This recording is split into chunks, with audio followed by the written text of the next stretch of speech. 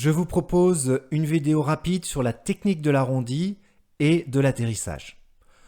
Cette vidéo est en deux parties. Premièrement, c'est la définition de l'arrondi et de l'atterrissage, et ensuite, c'est les explications de comment faire cet arrondi et l'atterrissage.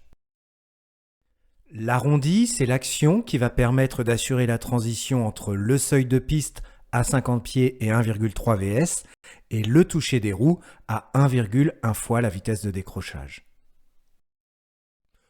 Plus concrètement, la définition nous explique qu'en fait l'arrondi, c'est le moment où vous êtes proche du sol, à 50 pieds, ça correspond environ à 15 mètres, et où vous allez faire cette transition entre une vitesse de 1,3 vers une vitesse de 1,1 de la vitesse de décrochage, en réduisant la vitesse et en changeant votre regard. Réussir un arrondi sur la fin de la phase du vol, par exemple en tour de piste, c'est conditionné par l'arrivée stable sur le plan, par l'arrivée au bon endroit en finale, par le bon début de virage en fin de vente arrière, par un bon briefing approche. Bref, en gros, un bon atterrissage et un bon arrondi sera conditionné par un tour de piste qui sera réalisé correctement. Donc appliquez-vous à toutes les phases de vol qui précèdent l'atterrissage pour le réussir. Regardons un peu plus en détail l'atterrissage. Sur un plan d'approche standard, l'avion qui est sur un plan d'approche de 3 degrés ou de 5% passera à 600 pieds sol à une distance de 2 nautiques et à 300 pieds sol à une distance de 1 nautique. Vous voyez à peu près à quoi correspond la piste lorsqu'elle est vue d'un avion qui est sur le bon plan en finale. L'avion va donc descendre, se rapprocher de la piste, vous arriverez finalement à cette position où vous êtes au-dessus de la piste et vous passez dans une phase où vous allez faire l'arrondi. L'arrondi, en gros, c'est le moment à partir duquel vous décidez de casser légèrement votre pente et où votre regard va changer pour ne plus regarder la piste dans son ensemble, mais loin devant pour venir rechercher le contact avec le train d'atterrissage sur la piste. Je vous propose tout d'abord de décomposer les actions entre le moment où vous passez le seuil de piste à 50 pieds et le moment où vous allez toucher la piste un peu au-delà du point d'aboutissement. Tout d'abord, c'est un ordre de grandeur, aux alentours de 25 pieds, vous débutez la réduction, puis rapidement, aux alentours de 10 pieds, environ 3 mètres, vous commencez l'arrondi. Commencer l'arrondi, ça veut dire casser un petit peu cette pente de descente pour avoir une vitesse verticale plus faible au moment où vous touchez le sol, au moment du toucher des roues.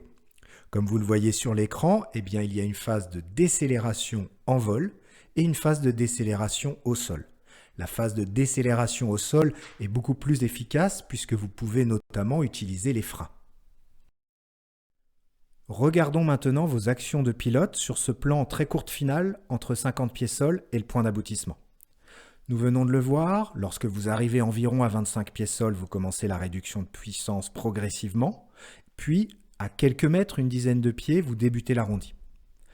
Le début d'arrondi vous impose un changement dans votre regard. Vous regardiez jusque-là le point d'aboutissement et votre arrivée sur le plan, et à partir de l'arrondi, vous regardez loin devant.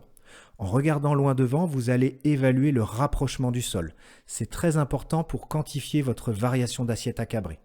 Comme l'avion a commencé sa décélération, la perte de vitesse impose une perte de portance que vous compterez par cette variation d'assiette à cabrer. Et c'est en regardant loin devant que vous allez pouvoir évaluer si cette action à cabrer est suffisante ou insuffisante. Ensuite, vous allez continuer votre variation à cabrer progressive en regardant loin devant et vous allez finir en touchant le sol à un taux de chute qui est réduit et sur le train principal.